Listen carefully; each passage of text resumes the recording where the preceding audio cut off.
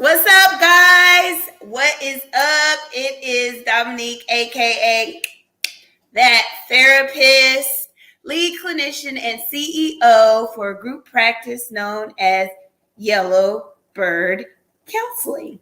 Okay?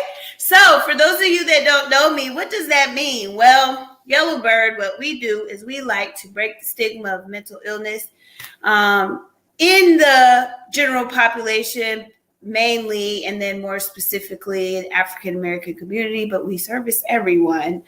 But it's very, very important, near and dear to us. So we do live discussions every Thursday evening at 8 p.m. Central Standard Time to educate you, the general population, on reasons that we all could benefit from having a therapist outside of simply just having a mental illness. Because not everybody, a lot of people think that you have to have some sort of diagnosis or be talking to yourself or hear voices or quote unquote crazy or weak or all these other myths that people think that therapists are for, when that is like a very small part of what we do.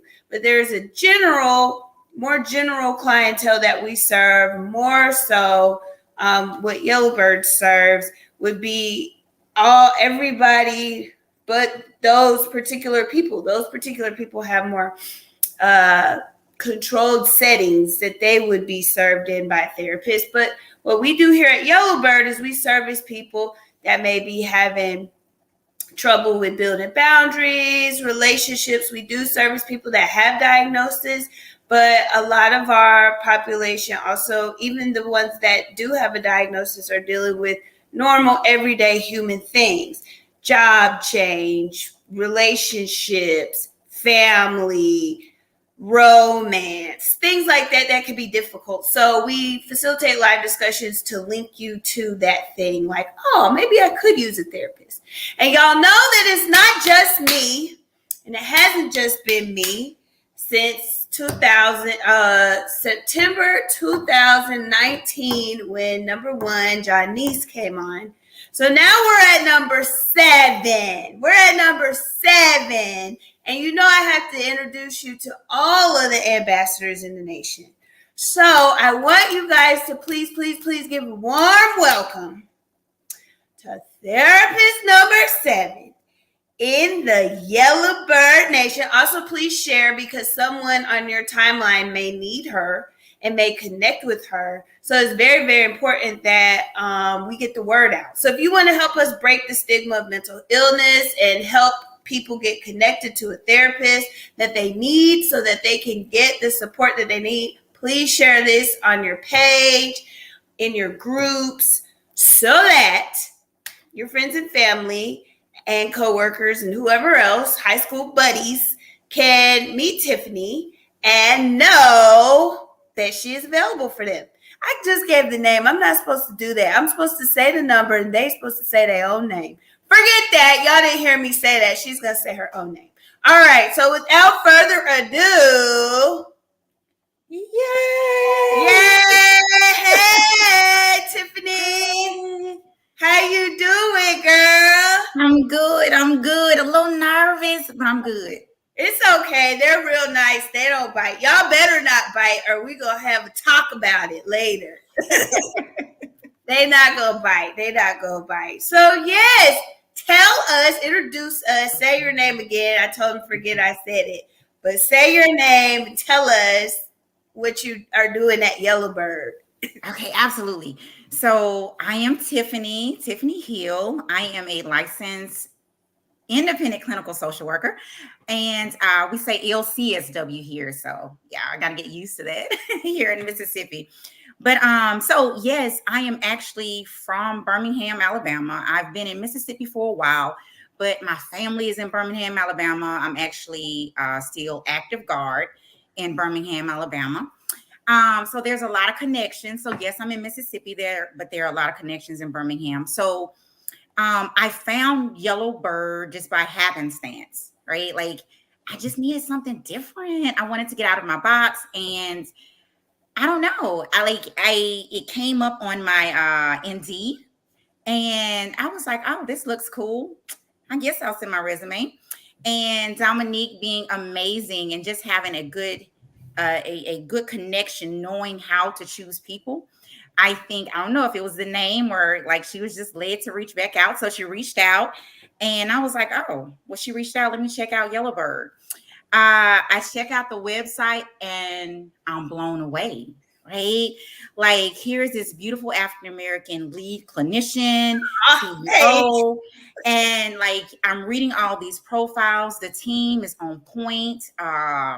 Yeah, a lot of experience, a lot of collective experience. So yeah, I'm like, yeah, I'm on board. What do I need to do? So yeah, that's why I'm here. I am here like to be a part of the team, to be a part of something great. Didn't know that I just wanted to get in, I just want to do like help people get better, right? But then I see Yellowbird and what they're doing for the community, right? African American men, women, people of color. Yeah, why not? So that's why I'm here. We love it. I gotta tell y'all the story. I gotta tell y'all. Okay, so here go the story. So of course I had to put it on an Indeed post because there wasn't anybody who I could beg off the street like Jennifer. I was in Jennifer's DM like, please come work for me, please, please, please, begging. So I was like, dang, it ain't nobody for me to beg. So I went back to Indeed. And other therapists that own practices were telling me, oh, we're not getting much luck. I said, well, I'm going to try. I'm just going to try and see what I can try. And so Blue G sets the application thing for like people that are like, don't even live in Alabama. And I'm just like, well, like none of these people are going to work. They're probably not licensed in Alabama, which is cool. We can branch out. That's neat. But I'm really looking for Mr. Carter, place. Don't make me have to say it again. He all right, y'all. He just acting. Place. He all right, Mr. Carter. He just be acting. Place. So, anywho, Blue G opened it up. I get all these applications from people from different states. I'm like, man, this is such a bummer. But I see Tiffiney and I go and I look and I'm just like, maybe something was just like, y'all know I go a lot with my gut. That's what I do. I have to go a lot with my gut. And then I had to double check my gut. That's why the therapists all had to go through, after their first interview with me, they go through a second and third interview and 2 references because I feel like maybe I could overlook things sometimes. So, anywho, I see Tiffiney, I look, I'm like, this is really cool. I look at her resume. I'm like, let me just see if she's licensed in Alabama. And so then she said, yes, she's licensed. I was like, cool. Let's go on ahead and see what she's about. So I reach out, and the even more cool thing is I've been doing virtual interviews. Y'all know, and all my clients, I've been doing virtual everything. I've been doing virtual, all things virtual. And before the pandemic, I hated virtual. But now I'm just so in love with virtual. And so Tiffiney was like, can I actually come to your office for my interview? And I was like, well, of course you can. If you would like to do that, drive all the way from Mississippi to come to my office. I'm like, yes, we can't pass up this opportunity because anybody with that much go get initiation, that's the kind of therapist I need really working with my people to help hold their hand if they need it, provide them with structure, because a lot of people that come to Yellowbird have never been to therapy before. This is their first experience. So I need therapists that are more hands-on and less, see you next week. I need therapists that are going to engage the clients, give them homework, and Tiffiney starts talking in her interview, and immediately I'm like, oh my gosh, she is hired. And if the second and third interview finds some sort of issue, we're just gonna work with it. But she was really speaking my language as far as structure. She provides for the clients and just a space where they can really get what they need. So yes. That's how I go about hiring, not just so anybody. That's right. So, okay, Tiffiney, tell us a little bit about first question. Mm-hmm. Why did you want to become a clinician? What in general? Oh man. So yeah, going back to I just wanted to help people get better. That's like has always been my initial thing. Right. You know what? I can't even think. I want to say something profound. Say it. Keep going, Tiffany. I gotta get my DoorDash. Keep talking. Yes. So yes, I guess I do have to get talking. Yeah. So I just wanted to help people get better. I think that has always just been my drive for wanting to be a therapist. Actually starting out as a social worker. Never really had a population that in the beginning, I didn't have a population that I felt was going to be my niche. But I just knew that if I just followed, I don't know, if I followed, yeah, I'm trying to look for the perfect word. But if I followed my first mind and I just did what I love, and that's ensure that people's needs were being met. And I think that's what drove me to social work. Again, going back to that. I chose psychology in the beginning because like that's just what I thought I wanted to do. I thought I wanted to be able to look at the brain and see, and figure out why people do what they do from a neurological standpoint. Mm-hmm. But that didn't quite work out. And I went over to social work, knocked on I think the dean's door, open door policy. And he was like, you know what?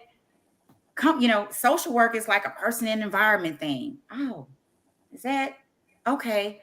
And that's all he kind of really said. And that's what I would like. From that point on, my thing was I get to go in a person's environment.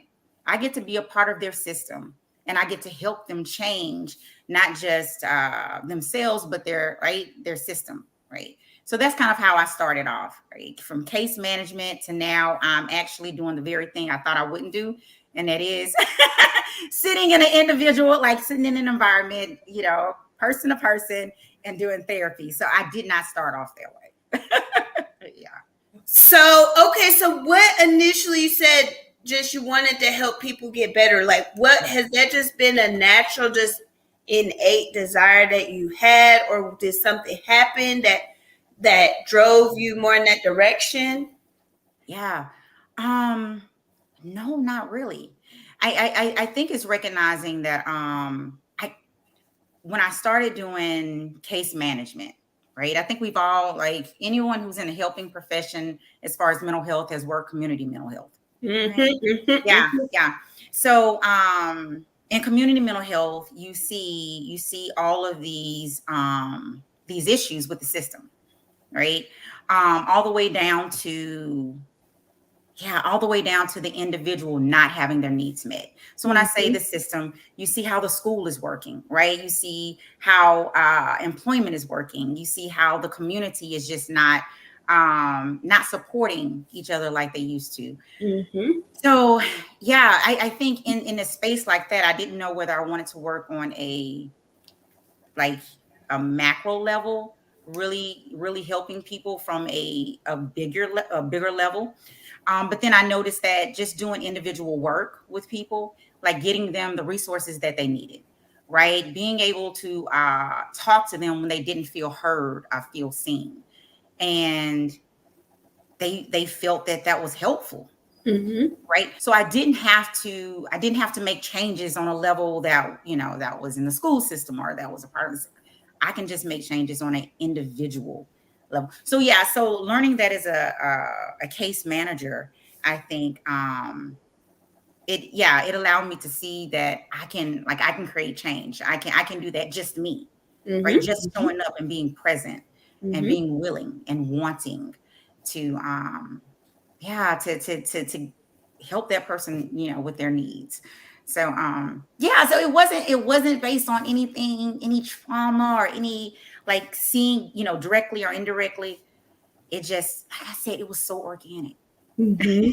I don't know. Yeah. Yeah. Yeah. And sometimes it just happens that way. Sometimes, either sometimes it is just like the path, and that's kind of more of like what Jason's story was, and he's number 6. It was just being put in a position to see how engaging people was helping them. And so, that's cool. That's cool. I like, because I kind of got thrown into therapy, which I love it, but I kind of got thrown into it by life circumstances, which is kind of a hard way, because it's like something hard had to happen. But just people that really enjoy what they do because they see how it benefits the person that they're providing the service to. That's it. There is a place for that too, and I think that is just, there can be just as much passion from that, because a lot of, like, as humans, just naturally, we're very selfish and self-centered. So for the most part, we're not really trying to help for real. In general, it's the human race. We're more like survival of the fittest, every man for theirself. So if you don't have to go through an experience to have a desire to help somebody, I feel like that is very powerful. That's super Absolutely. powerful.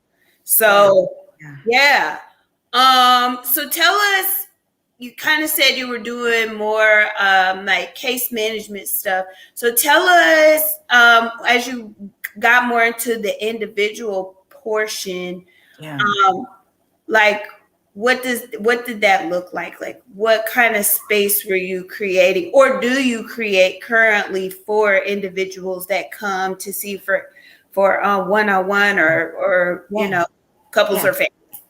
Yeah, no, that's a really good question. So actually, it went from and I did some other social work stuff, now that I think about it, before then, right? I don't know if it really counted. But because I did it as a psychologist, in psychology, or like, right. Anyways, so I actually, I'm not stepping on anybody, psychology, social work, we're all in this helping profession together. But We have our own little, like, silly little feuds, and then yes, we've been in the yes. field for like a decade. It all runs together, and we're like, wait, what is your life? Oh, okay, okay. Because literally, we got LPCs and LCSWs, Yes, we do. LICSWs, and are not gonna know the difference. We're the only ones that know the At all, at all. And when I say that, so I started off with just a psychology degree. When I, right, and that can be anything, right? That can be anything. But it wasn't until I got to Mississippi where they were like, you can't call yourself a social worker unless you have a degree. I was like, oh, Okay. so, yeah, but no, you're absolutely right. It doesn't matter. We all have a common goal. But yeah, so going from case management and doing some of that other stuff, I actually went into group therapy. Mm-hmm. So that leads me into kind of how I am as a therapist. So being in group therapy, what are you teaching, right? I mean, what are you doing, right? You're teaching psychoeducation. A lot of it is psychoeducation driven. You're teaching skills, right? Like, so I realized that was my place. I like that. Right. Not necessarily attention, because as you see, like, all of that makes me nervous, right? Like, I like but yeah, in a group setting, yeah, in a group setting, I could teach skills, I can do psychoeducation. And I think that helped me as I moved into more of a clinical therapy role, because that's actually what happened. I went from outpatient therapy to inpatient. Oh, wow. Yes. And yeah. And as soon as I got my LCSW in that June of 2015, I went right into doing individual. Well, actually, I did some other kind of work, and then I went right into individual, right, individual therapy. So moving into like sessions and like what I do and like my clinical focus, I think that's kind of what you were asking. Yeah, Yeah, yeah. yeah, yeah. So, like I said, I took a lot of that that psychoeducation piece that I love, and being able to teach skills. I love that. So, how I approach my sessions, my clients, is this like at some point you're going to have to, and this was not my saying. Actually, someone else said this to me, and I thought I like that. But I want you to eventually, at some point, unemploy me as your therapist because you have skills to go out there and deal with your stuff, right? Like you feel that you can cope with life, right? Perseverance, resilience, like you, like a whole new meaning of strength. You know, people think because I get overwhelmed, I'm not right now, I'm not strong. No. Some of the strongest people in the world get overwhelmed. So yeah, a lot of what I use, just jumping into it. And I was telling Dominique this when I met her, right? And I think that's where she got kind of excited. So the foundation of like the treatment modality that I teach in the beginning is always from a cognitive behavioral perspective. That foundation is strong. I don't care what, you know, what background you're from, like what race you are, like I don't, it doesn't matter how we work just neurologically, the system, right? CBT works for that, right? If you can teach me how I can get rid of this trash thinking, right? This thinking that is not doing me any good, right? I'm on board. So that's what I want to teach you how do you get rid of negative cognition, right? And if not get rid of it, how do you address it in a healthier way than you probably have been? Now, from that foundation, we're going to do some, you know, we're going to do other things, right? If we, you know, if we're talking trauma, then we're going to do trauma work. Actually, I was telling Dominica at the time that I was being trained in EMDR, and she got super excited about that too. So, Yes, it's not just me anymore. It's great. so yeah. So if it's going to be from a trauma framework, you know, if I gotta teach you some skills from a trauma framework, then I'm going to do that. If we gotta, you know, I was telling acceptance and commitment therapy. If you're a person that you're just skills based and a lot of that up top stuff just doesn't work for you, then we're going to go let's go behavioral therapy. And we're going to learn some distress tolerance skills. So like I said, I am very skills driven. However, I do understand that the relationship is the most important part of the you know, the relation, you know, the process, right? So I don't want to leave that out. I don't want anybody to think I just sit you down and I start teaching skills. You know, it's weird. People really love that. My clients be like, okay, let me write that down. Wait, say that again. Let me write that down. They really love it. And they really have a therapy notebook. So people like structure. They do. But you got to, of course, like you said, integrate the relationship. So what does that look like for you? Yeah. So, you know, the first couple of sessions is really just that, right? It's me getting to know you, you getting to know me. And in other words, it's you getting to know my style and me getting to know your needs. You know, that is the first that's the first couple of sessions. And I will tell every, you know, anyone who sits across from me or in front of me, if you don't feel this in your gut, it's not going to work. It's not going to work. Yeah. So I want to make sure that we're establishing a therapeutic alliance, a relationship. I want you to be in a space that's cathartic, you know, a trusting space, because no matter how many skills I teach, if you know, don't feel that connected, if you don't feel connected, it's not going to work, right? You're not going to hear me in the way that I need you to hear me in order to get better. right? Mm-hmm. So my whole goal to help you get better just doesn't work. Mm-hmm. Mm-hmm. Yeah. So tell us, tools wise, what are some tools that you use for your clients? Yeah, yeah. So in tools, like as far as coping tools, like Yeah, are so a lot of people, some of the myth is that when we go to therapy, we're just going in, sitting down, talking to somebody. They're gonna write down what we say, and they're just gonna nod their head, and then we get up oh, and leave, and that's it. And oh, all, and then and they feel like, well, what's the benefit in that? I could just talk to my friends. So, yeah, with you being using more yes. cognitive behavioral therapy, that is Mhm. very engaged. That's a very engaged modality. So, maybe Yes, for people that don't quite know what it is, which if I haven't done a live on it already, I will do a live. Maybe during Mental Health Awareness Month, we'll break down some that's right. main Okay. modalities. We'll do that. Okay. But for like maybe a lay person who may not be a therapist, um, what are some practical things they can expect to be taken away from sessions with you? Okay. Yes, absolutely. So, you know what? That's funny that you say that, like about the friend thing. Like, what is the difference from this? So, yeah. First of all, that's one of the things that I actually will say out loud, right? Like the difference in me and a friend. Your friend is going to give you advice. They're going to say, "Girl, dude, this is what you need to do." Right? That's Mm-hmm. not what I'm going to do.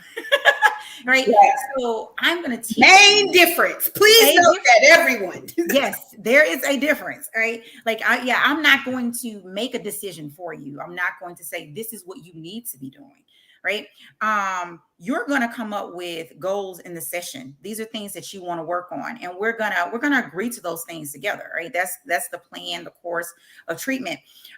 Once we prioritize those, depending again on what your needs are. So, for instance, if I have someone, so if you come in my office, I'm depressed, like I'm dealing with a lot, or I'm grieving, right? I'm really sad. I'm not getting out of bed. I'm not Mhm. exercising like I used to. I'm not even eating. Like I get hungry, but I don't even want to get out of bed to do it, right? So I'm not going to jump in and start talking about, well, the way we think drives the way we, because you're already telling me that you're depressed. So you're not going to process all of this like head, right? This neck up stuff I'm trying to give you, right? So we're going to start off with behavioral activation, for example, right? Because what that means is you may not feel like doing it. You may not even think this is something I want to do, I need to be doing. Behavioral activation is doing it because you are depressed, right? Like it's just doing it. So we're gonna, I'm gonna, and what I like to do is even in session as I'm giving you the information, I'm still gonna email it to you. I believe, because I want you to have these skills, right? I don't want it to be something like you may halfway here, or maybe you jot down, you can't, like, no, I want you to have access to it.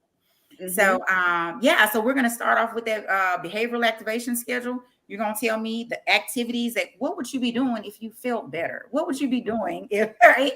So we're gonna do that together, right? And I'm gonna give that to you for homework, and then I'm gonna actually ask you for accountability to send me something in about 2 days. So right. So that's how, yeah. So again, it is treating you where you are, Mhm. Mhm. right? Mhm. Maybe you come in and uh yeah. Yeah, so no, that's a tough one. I'm not going to do that one. That'll probably get me talked about. So maybe there's a situation. Yeah, yeah, yeah. I was thinking, like, I'm gonna be real. I'm just gonna put it out there, right? Like, I've had a couple of like married couples come in, and they're in tough situations, and my question always is, so what do you want to do, right? Um, I'm gonna stay committed to the marriage. All right, awesome. You're gonna stay committed to the marriage, and guess what? There's some radical acceptance that needs to happen. Right?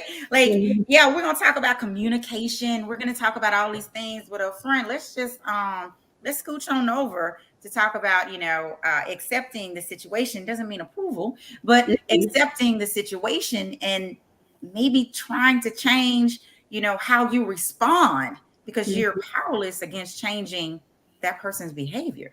Right. So you got to change how you respond. So how you react. Right. So again, it just depends how we bob and weave, like what do you need? And then Right. I'm gonna work with that.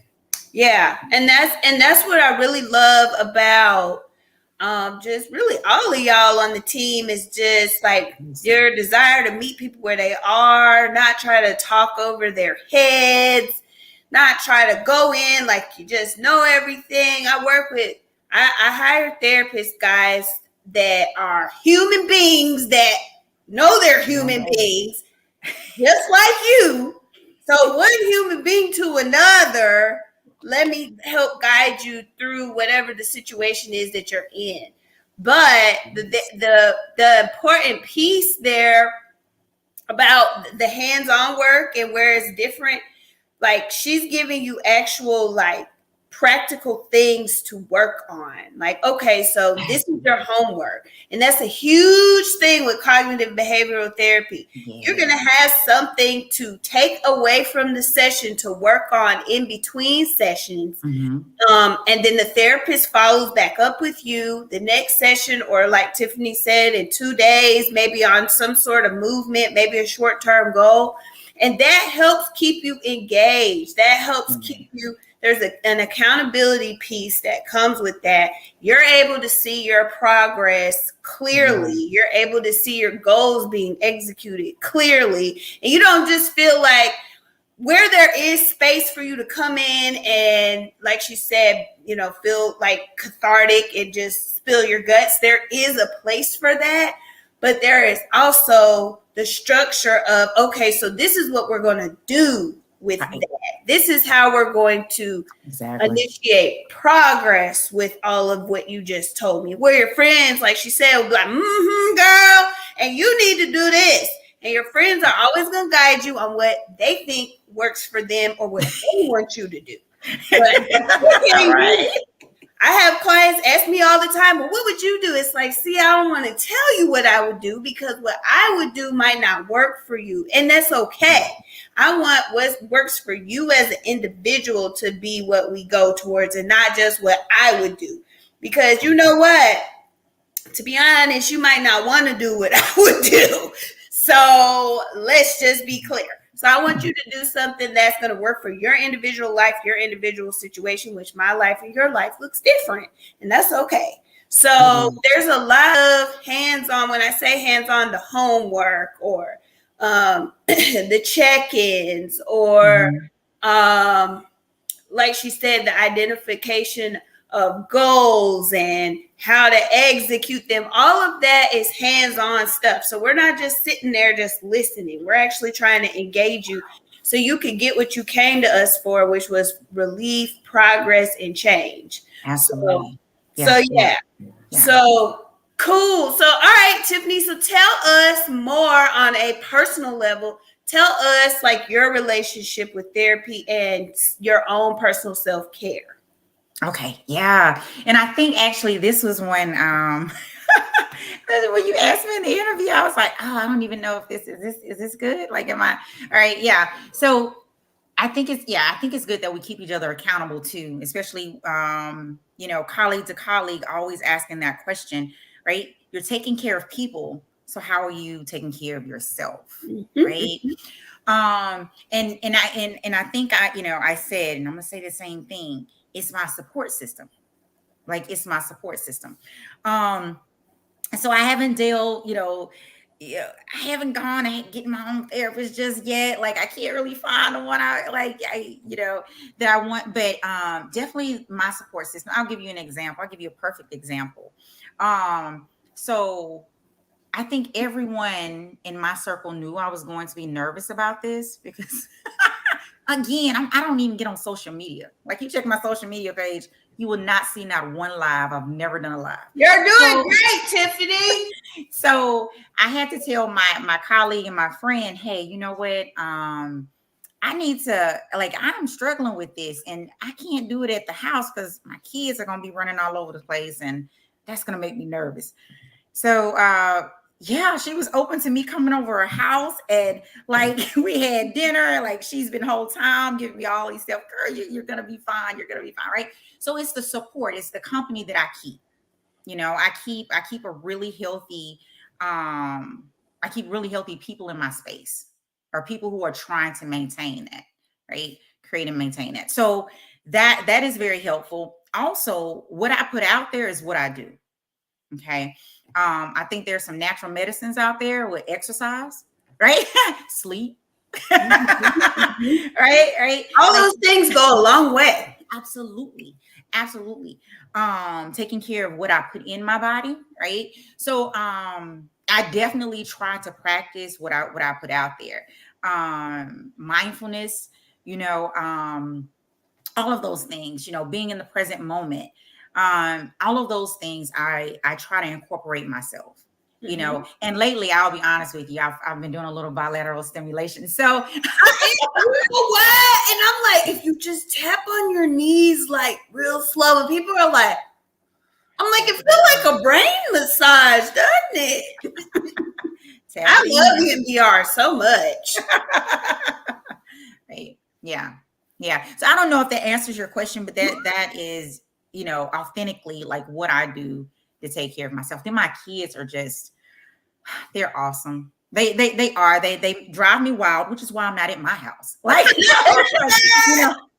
after 5 o'clock, You can't put a collar on them. You can't put a shot collar on him like I got from Mr. Carter. Y'all, he ain't made no peep because he knows I'm gonna hit this red button on him, and he don't want that.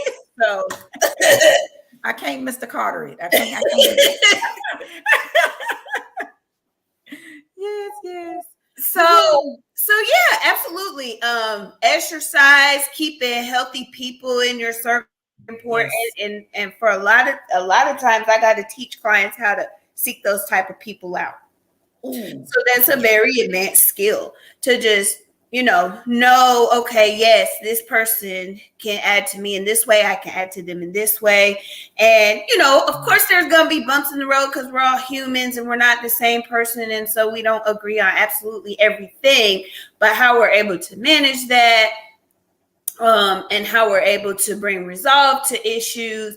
Like, you gotta know what you want in that so that you can seek those kinds of people out. So definitely support, very important. Exercise, sleep, watching what you eat. You guys will be amazed at how much different your mood can change if you are eating less fast food. As I'm eating my Wendy's spicy chicken nugget.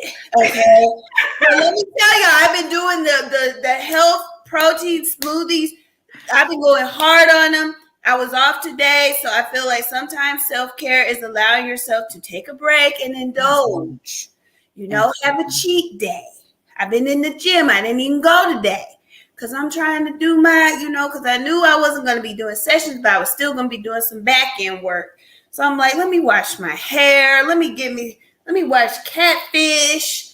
Y'all, I am watching Catfish again, and that's a whole nother live. We'll do another live on it. But I was like, let me just feel comfortable so that when I come back to do a session tomorrow, I can feel refreshed. So self-care looks many different ways. And so exercise, watching what you're putting in your body and putting the things in your body that can help you mentally. There is a place and space for that. So yeah, definitely. Yeah. And we'll get you hooked up with a therapist. We all need one. Absolutely. I believe this. I'll be honest with you. Like, I am picky. I didn't realize how picky. Oh, me too, girl. Yes. Like, I didn't, when I have clients that will come in and tell me, I felt like I had to take care of my therapist. Huh? Mm-hmm. Like, I was telling my friend Casey that, my colleague, I was like, did you know that was a thing? That our clients have been with therapists that they felt they had to hold space for. That's a thing, right? Like, how, and I don't understand that. I will be honest with you. I don't understand that because I think for me, I know not just through training, not through just education, but I know through experience that and it's funny because my colleague is also into polyvagal theory, right? So this is probably going to be close to that. But how you show up is the energy that other people take on. Right? So how am I helping my client by showing up with the depressed, like with with depressed energy or anxious energy? Right? Yep. That does the opposite. I'm undoing what we're trying to do. Yep. Right? And so for us, I think finding a therapist, unless you could find somebody that's real, like like real, just, and I don't even know more. I don't know. I found that it can be even harder for us to be in therapy with other therapists because they see us more as a colleague. When I was going out on my first, well, not my first, but one of my several searches, when I interviewed therapists for myself, I didn't want to tell them I was a therapist. I didn't want to tell them. But then they started asking questions. And then at the end, I'd be like, let me just, like, it was the questions they were asking. I was like, either I'm going to lie or I'm going to say it's not their business, or let me just tell them at the end. So I told them at the end. And then, but and they just, they're everything changed. It's like, no. I'm coming in here as a client. I don't know shit. I don't know anything. Right. Yeah. I will tell you, Dominique, what I've realized I enjoy taking care of providers. I didn't realize that I would, but I can do this. Like, I really enjoy, and they've gotten better. But you're absolutely right. Treating them as a client, that's something I don't, I will not, you know how this works. Right. Yeah, no. Right now I'm coming to you and I'm struggling. Like, I know how this works, but I'm telling you, like, I can't get it to work for me. So like, you're right. Someone once told me, and I actually thought it wasn't a word. I had to look it up.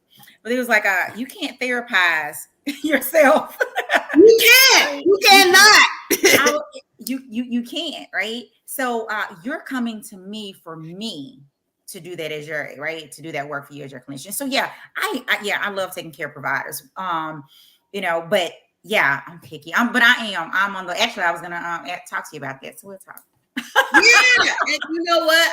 I've noticed that one thing that's helpful is to try to find a therapist. Is like, for a therapist, finding a therapist, something about having one that's older, it helps make the separation. Like, yes, we're both therapists, but you're older. So you would probably, if you weren't my therapist, you would probably be like a mentor anyway. So we're not like girlfriends. We're like, okay, this is what I can give you as your therapist, like when they're older. So, yeah, my ideal, like my perfect ideal therapist would be like a 65-year-old Black lady who has just these, I don't know. Like, I would really even want her to be more clean cut than myself. Really? I don't know why. I feel like she'll help keep me in line. She would probably be way different from me. Like, be like, you are a little silly. Like, you're a little, like, she would help guide. And that's what a therapist supposed to do, is guide you. So, if I could get me like a 65-year-old Black lady with her Southern ideals and her religiousness, and y'all probably like, what? That's what you want? I'm like, because I know what I need. I know what I need. And so I'll need things that type of therapist will be able to offer me. So yeah, I got you. Yeah. And I see mine totally different. I see someone who is very eclectic and just kind of out there. Like, I'm like, are you about to do CBT, girlfriend? I don't do that. Like, we about to do something else, right? You about to get these energy, stones. Right? You about to do some chakra. Like, right, we're going to do chakra. We're about to do, like, I need you to smell this oil and I need you to sit with me on the floor. I would want my therapist to be just kind of out of the box. I don't want her to look like me at all. Yeah. Y'all see that? Y'all see how y'all probably like, what?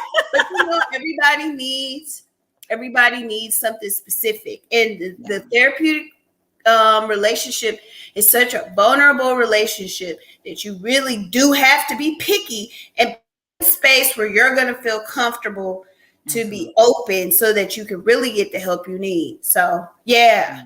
Absolutely. So, okay. So, well, you kind of answered that already. You answered. Am I doing good? Yes, you're doing great, Tiffany. Tell us what the first session would look like. So y'all are going to ask, can she take insurance? Yes, we are getting her set up with insurance.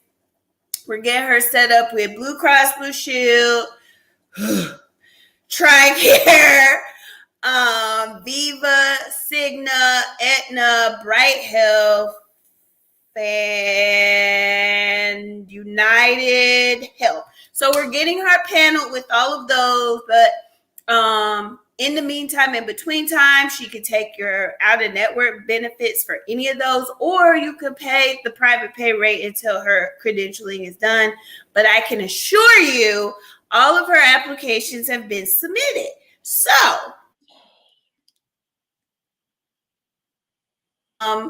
please don't wait on that, because we will get you taken care of with that. We just want to make sure you get the help you need from a provider that can help you sooner rather than later. And we can, like I said, we have affordable private rate packages, and I have it priced at a very low rate for several reasons. Yes. One, because I don't know, insurance is a scam, so there's that, and a lot of y'all probably still have a deductible for a premium that you're paying on monthly. That's another ride. And then there's just people that just can't, for whatever reason, afford insurance because it's super duper expensive.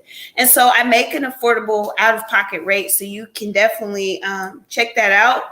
Or send us an email, and I'll be able to give you more information about that. It's on our page, but I can talk more in detail for your specific situation, what that could look like, because I'm the one that takes care of all the billing, payments, questions like that. And then they take care of just your clinical needs. So your sessions, your scheduling, your goals. There's a cut, because sometimes business gets a little silly. And so to be able to be like, so yes, y'all need a safe space. So and Tiffany, sorry, go ahead. I was just gonna say, this is one of the things I like to throw out there, just being real. Like you told me, you said, if nothing, just be authentic, be you. So I do want to say this. I do well if you are thinking about sitting across from me on that screen.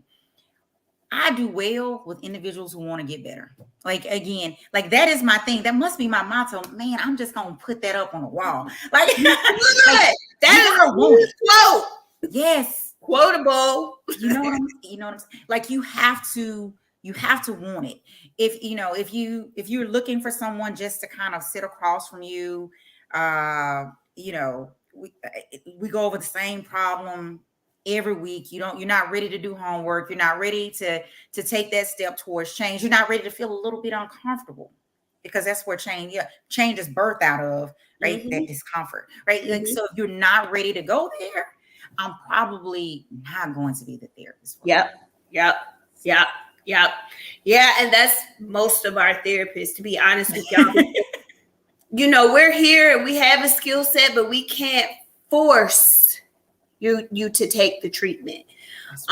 We will meet you where you're at. We will make it digestible for where you're at, but you have to actually say, okay, I am going to initiate. If my therapist provides me with the structure, then I am going to initiate by moving one foot in front of the other. It may be just an inch, it may be a centimeter, but any amount of progress is still progress. So if you're willing to engage in the progress, we will make it to where it is a realistic step, a doable step for Right, you to right. take, but you have to want to take it. You do. We can do all that we can do, but if you come to us every week and you're just going through the motions, you're wasting your money.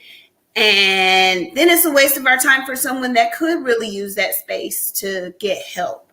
So yeah, definitely. I'm glad you put that out there. And that reminds me of a great question. What is there a population that you're most and least comfortable working with? Yeah, no, thank you. So it would definitely be 18 and younger. Mhm. Now, there was a time I would say like 23 and younger, and I'd say that's because of the whole frontal lobe development thing. But Yeah. yeah. But 18 or younger, I just don't like, I don't have a lot of experience with child and adolescents. So yeah, I wouldn't like, they need a therapist who's going to be a part of that system, right? Who, Mhm. yeah, I have actually some great therapists part of Yellowbird that do. Mhm. We So do. We yeah, got great adolescent, young adult, and yes, child therapists. yes, So some yes. great ones. So which is, it feels good for me. So yeah, I don't 18, but anything over 18, like, so I've done some nursing home work too, and actually that's still one of my like jobs right now. I probably plan to carry that forever as long as they will have me. But yeah, and that's amazing because I learn every day. Like talk about like end of life. Let me tell you, you can learn something from someone who is going through end of life transition, who's going Mhm. through a end of life transition. When I tell you no holds barred, is Mhm. like, so yeah, that, 18 and up, really, adult-ish, 30s, 40s, 50s. I like to say I treat big mamas, the one that the grandma that's taking care of everyone in the household. I love, caregivers. When I say caregivers, not necessarily an age, this is the person that's taking care of their parents, taking care of their children, maybe taking care of their spouse. I do really well with those. So I do a lot of caregiver burnout. Again, working with providers, compassion fatigue, right? That and all of this is so crazy because all of this just naturally comes to me. I Mhm. don't even think I've ever said this is what I want to work with. Mhm. Even at the practice I'm in, I remember being, man, I'd rather have, because we do this. Maybe I shouldn't even say this live, but we do this like, man, I'd rather work with anxiety than depression. I'd rather work with depression than anxiety.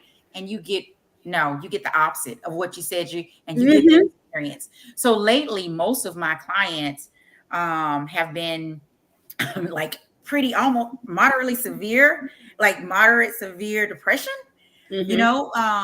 so yeah, and I do well with those. Like it's just, Mhm. so yeah.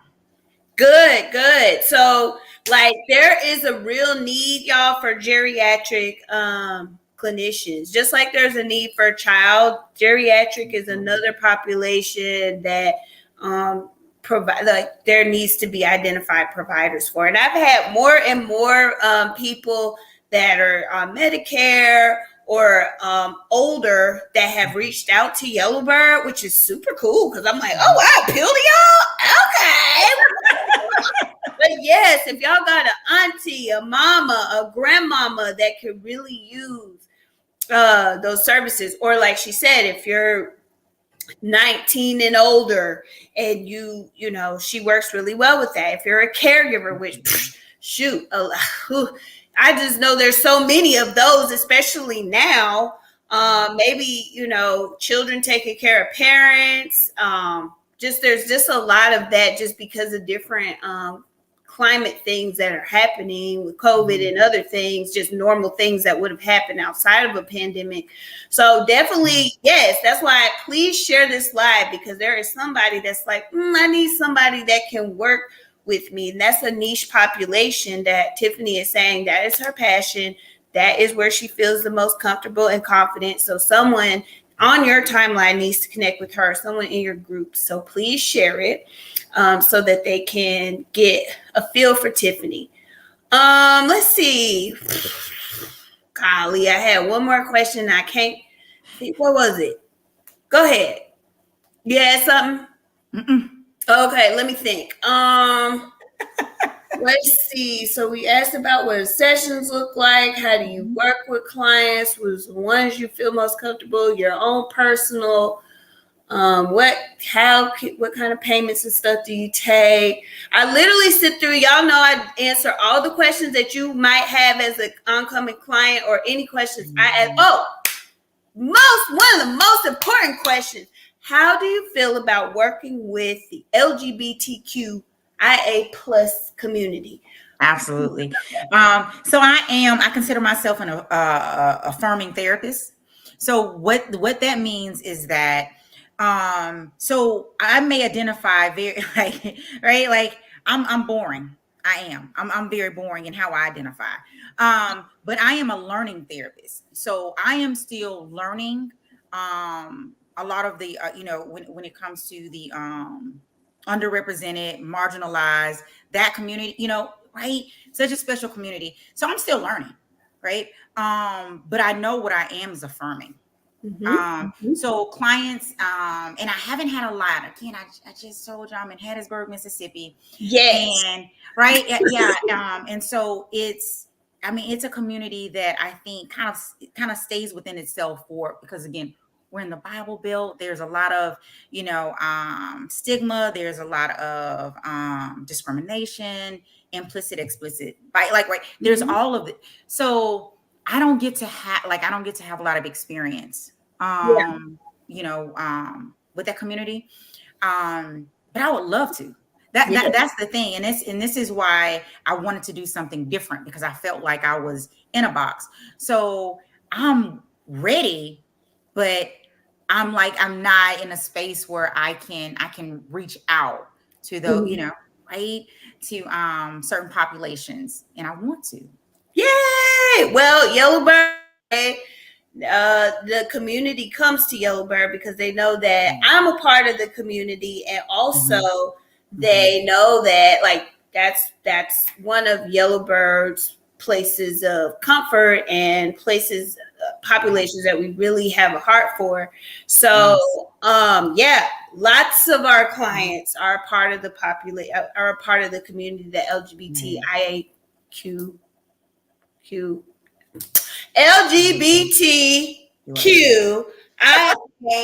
plus. It's a whole and it's like we're like a race, but within that race, there's like several cultures. Right. So they come to us. They're like, "Oh, this is an LGBTQ therapist." Yes. So all of my therapists that I bring on staff have to be at least an ally. They don't have to be in the community themselves.